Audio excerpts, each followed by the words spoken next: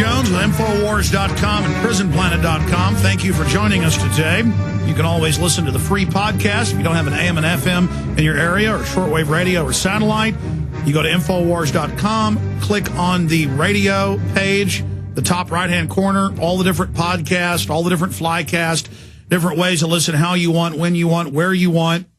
We also archive for PrisonPlanet.tv members a higher quality, a commercial-free podcast at PrisonPlanet.tv, and the video each day when we simulcast the radio show at PrisonPlanet.tv. Mike Rivero joins us from WhatReallyHappened.com, an excellent alternative news source and aggregator. I go there every day to make sure I'm not missing anything. And again, Mike Rivero joins us for stations that just tuned in. Some don't carry that first 5-minute segment. Recap the geopolitical state of the global empire that's basically used America up now. It wants to use us finally to go into Iran, then fully bankrupt us after we funded China and Europe's rise. There's no way they're going to be able to attack Iran, which they're clearly gearing up to do and moving weapon systems and more ships and missiles in, and new sanctions. They clearly can't do that without a staged terror attack. And then we have the underwear bombing situation where it's now come out that the U.S. government ordered him to be allowed on the plane. That's in the Detroit News. That's in other mainstream newspapers. But buried in the article, like it's no big deal, that, okay, there was a second guy on the plane. He did supposedly have a bomb. We did lie about Kurt Haskell and say that he wasn't telling the truth. Yes, he has other witnesses. Yes, the State Department ordered him to be allowed on the plane. Then one of their people let him on the plane. This is huge information. So start with the state of the empire. Mike, I want your take on this. What the empire needs. Do you agree with me that they need a staged terror attack? And the underwear bomber was the kickoff, the new fake, which they even admit they can't even prove are real, bin Laden tapes coming out right as the Yemen operation starts. I mean, this really looks bad, Mike. It looks bad. There's one moment of levity in the whole situation, and that, of course, was the bin Laden tape in which he's critical of global warming, which I think was pushing a little bit too far to be believable, and a lot of people actually got a chuckle out of that. But you're absolutely right. They need a false flag. They need something that is so big and horrific. It's going to shock Americans into supporting whatever the government wants to do. It's got to be so big that it shocks Americans into unquestioning obedience without even thinking. The crotch bomber was not it. They didn't get any traction with it. Symbolic gestures, almost, maybe, that's not going to work. They need something really horrifically big, and there are two targets of opportunity coming up in the next couple of weeks. The first, of course, is the Olympics up in Canada, and we already know there's something like 2 tons of explosive that went missing from a company that is partly owned by the Carlyle Group. Now the company's trying to say that, the explosives aren't missing, it was just a clerical error, but the police are saying they can't validate that the explosives have been accounted for. So that situation is in play, and of course we have the Super Bowl coming up. Kind of like those missing cruise missiles with Cheney, and then at least 11 members of the base being murdered to cover it up.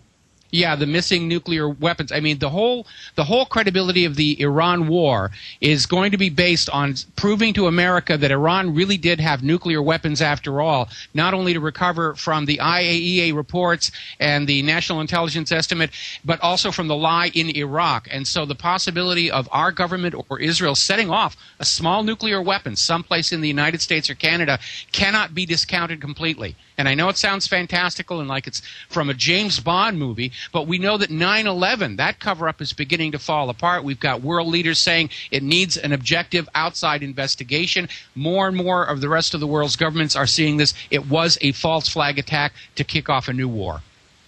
But isn't it even bigger than that? Clearly the U.S. has been positioned worldwide as the new boogeyman. Yes. Rupert Murdoch-owned papers worldwide bash us. Then domestically, he poses as a conservative to control the libertarian movement. Clearly, America does the dirty work, and then we're imploded, and we're now beginning to come to that point. I agree with you. We're the new Nazi power, and it's amazing how closely our government is following Adolf Hitler's playbook, both from the false flag attack in New York, which matches the operation in Gleiwitz, to the selection of an ethnic minority to be used as a scapegoat and a social target. It's the same propaganda tricks over and over again, and it's going to end the same way. Look at how Germany ended World War II. That is the future of America, unless the American people are willing to grab their government by the lapels and say, we're not following you. Well, that's the good news, and I want you to really walk through this. I mean, chronicle all the hoaxes, the flu, the WMDs, the banker bailout, just on every front, the carbon tax, the healthcare takeover. Everything they're doing is failing. And you talk about the government ignoring the people. The executive and the bureaucracy is even ignoring their own Congress. I mean, this is rogue government. It absolutely is. And a big part of the problem is that our top leaders are so insulated from the rest of the world by all these yes men and yes women that cluster around them. I don't think they understand the extent to which ordinary Americans understand. We have been lied to on a monumental scale. Americans are the most lied to people on the face of the earth, whether it's ClimateGate or the When Pigs Fly flu or TARP and all the rest of that. We see that it is an unending series of lies going back to Saddam's nuclear bombs. I think our government leaders, Obama and the war hawks, they're so insulated. I don't think they understand the degree to which their credibility has been destroyed. Now, some people obviously do. You were talking before about this sudden push for internet censorship. We're hearing the United Nations call for web operators to be licensed in order to control who is allowed and not allowed to create a website. This, I think, is a knee-jerk reaction to the fact that it was the blogosphere and it was the alternative media that brought down the whole ClimateGate hoax, and absolutely exposed to the world that these kind of large-scale conspiracies between government and academia and corporate media, yeah, they really do exist. We've got one staked out on the dirt for you to study all you want. And I think the globalists are having a fear reaction. They're trying to find some way they can drag us back to the glory days of the 1950s, where they just wave Russians at us and pump lies at us through the TV, and we had no alternative but to sit there and accept it and believe it. But it's a completely different environment, and they are failing to evolve to that new environment, which is why I am convinced that the U.S. government is headed for extinction by its own hands. But that's the globalist plan. The big banks sit offshore. They use the U.S. to carry this out. They get us deep in debt. Then they scapegoat us for everything in the end. Well, I don't think we're talking about exactly the same mechanism. I think the U.S. might implode before those plans can even come to fruition. But the bottom line is, when the U.S. goes down, I think it's probably going to take a big chunk of the globalism with it, because so many of the globalists were using the U.S. as a foundation, at least to launch the swine flu pandemic hoax and the economic hoax you were talking about. The banks are calling for a new global financial authority, which we knew was going to be the third pillar for the foundation of global government. But all three pillars are in serious, serious trouble. And I think that if the United States government and economy implodes, that third pillar is going to get dragged down with it, and the globalists are going to have nothing that they can use to trick the people into going along with the global government. They can sit up there and say, we're the global government, but if 5 billion human beings, 6 billion human beings, sit there and say, I'm not going along with it, they do not have the military force to literally conquer the entire planet and rule it from a single golden pyramid somewhere. Well, I agree with you, and almost all the economists and historians we have on say that the New World Order has overplayed their hand, that everything is starting to really crumble for them, and that when the dollar goes, it's going to suck all the other major currencies right along with it. And then when the banks try to finagle a whole new plan to give them even more power out of the crisis they created, that they're just going to get arrested, because we've done our job in the previous decades of identifying them and breaking down the global government and breaking down who they are.